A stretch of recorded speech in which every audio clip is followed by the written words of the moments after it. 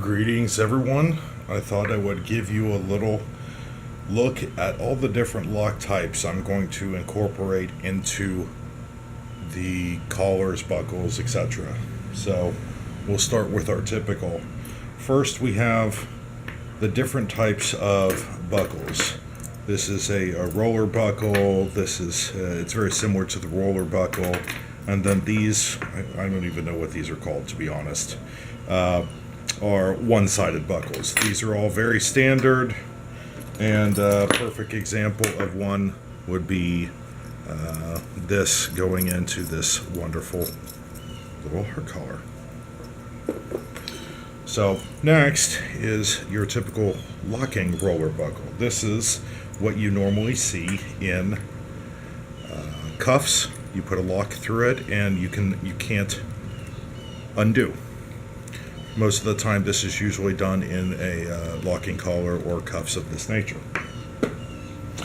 Next, we have, this is one of the hasps from my hasp cuff, 4 rivet points, and I'll show you. This was a design I did a long time ago, and you see the 4 rivets and the holes, and you essentially just put it through and put a lock, and it won't come off with the lock on there.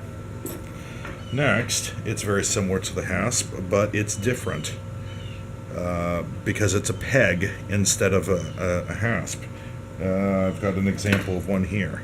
This is a collar I did a long time ago, and like I said, it's similar.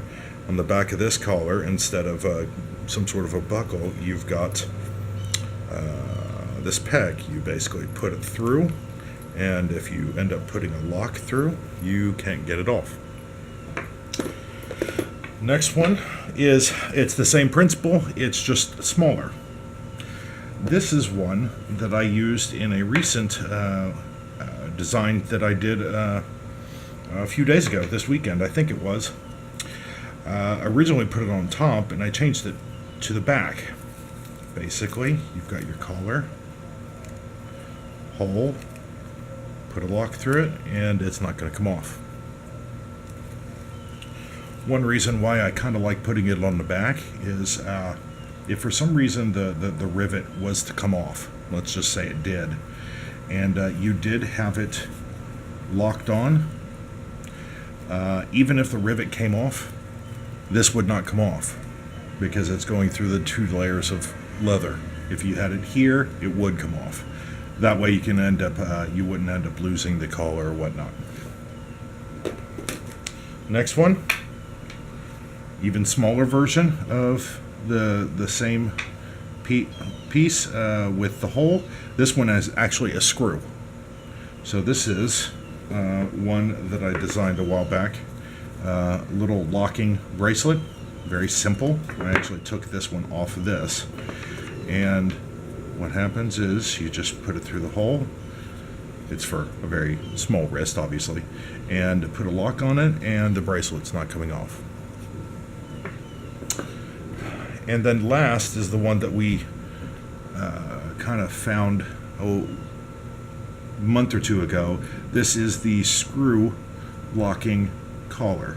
Basically, you put the pin through, screw it, and just so y'all know, I am going to be including a screwdriver. Of course, that's the wrong side. It's actually got Phillips and flathead on it. One of these will be included with every order of this type of collar, because you could use this, keep it on you, your dom, master, whoever, to screw it. So I'll show you. I've got it right here. I've got a brass version of it. You know, so basically you just unscrew it, and it's hard to do it leaning over this table, my apologies. And there you go. It just slowly unscrews. I thought y'all might be interested in seeing that. These are all the different types that I'm going to include. I'm going to most likely be changing all of my designs to incorporate some aspect of almost all of them. For instance, the hasp and this larger peg I can't put on a 3/4 inch collar just because of the size. But I could do one of these. Obviously this. I could do a peg if you wanted. And of course we've got the locking roller buckle and a regular buckle of one version or another.